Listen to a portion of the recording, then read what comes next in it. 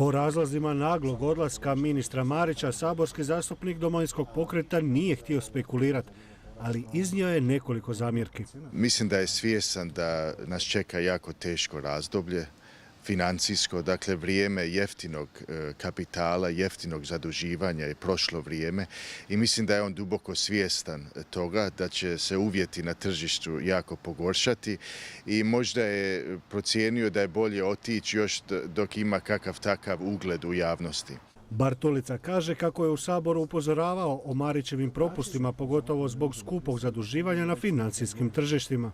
Radio u nezahvalnim okolnostima, nije lako ministru financije govoriti ne drugima, uvijek traže više novaca i slično. Ja mu želim sve najbolje, međutim javnost treba znati da je on sam imao propuste u radu. Saborski zastupnik komentirao je uhićenje bivšeg potpredsjednika vlade Tomislava Tolušića. To je još jedan u nizu primjera gdje vidimo da Hrvatska zapravo je taoc HDZ-ovskih struktura. Dakle, to su ministri ili bivši ministri koji su navezani za javne izvore financiranja, bilo to iz proračuna, bilo to iz europskih fondova. I vrtimo se u krugu i oni ne mogu odoliti, zapravo ne mogu odoliti tih napasti da zloupotrebe svoj utjecaj, bivše pozicije, moći i slično. Spomenuo je i neefikasnost DORH-a i hrvatskih pravosudnih institucija.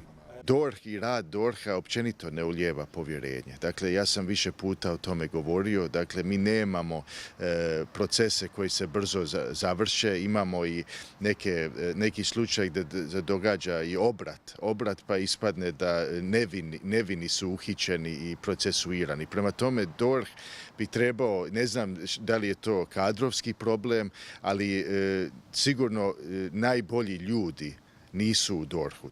Saborski zastupnik pojasnio je svoju izjavu o stipendiranju studenata koja je podigla buru u Saboru, pogotovo među lijevim liberalima. Naime, kako smatra zastupnik, porezni obveznici omogućili su studentima da studiraju besplatno, odnosno uz minimalno plaćanje. Smatra kako je Hrvatska prepoznata kao zemlja s izvrsnim ljudima i talentiranim pojedincima koje država školuje, bez da imaju ikakvu obvezu prema njoj, i napominje kako to treba promijeniti.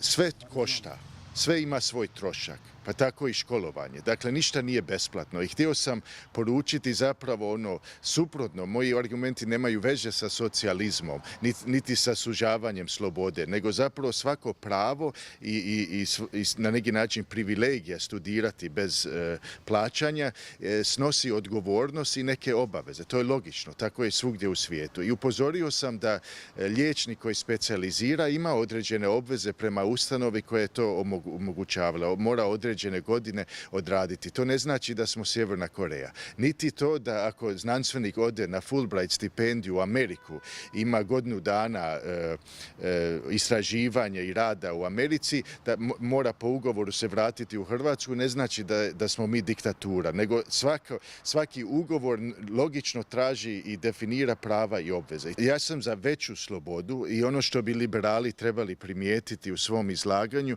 ja sam kritizirao način reguliranja plaća u javnom školstvu. Dakle, nema mehanizam s kojim će sustav nagraditi najbolje i razlikovati one koji rade jako dobro svoj posao, od docenata, profesora nadalje, i onih koji ne trude se na pravi način prema studentima. Prema tome, studenti, njima bi trebalo biti u interesu da razina se podigne u našem obrazovanju, da dobiju kvalitetno obrazovanje.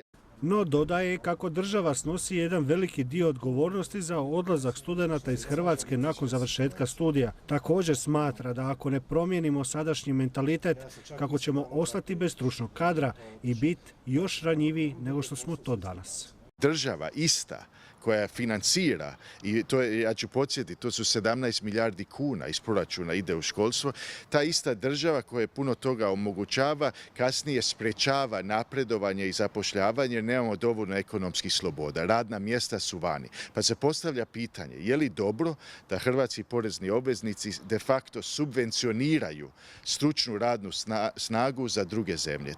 To tako izgleda već godinama u Hrvatskoj i zato ovakav oblik funkcioniranje Europske unije odgovara najbogatijim od Njemačke, Nizozemske nadalje. Hrvatska nije se u dovoljnoj mjeri reformirala da bi ti najbolji ljudi naši mogli ostvariti sreću ovdje. Ne samo kad završe studij, nego kasnije kad počnu raditi. Liječnici i drugi sustav ne motivira i zato odlaze ne samo specijalisti, nego medicinske sestre i drugi. Ako ne promijenimo mentalitet i shvatimo da se nalazimo u konkurentskom okruženju, na kraju ćemo ostati bez ljudi.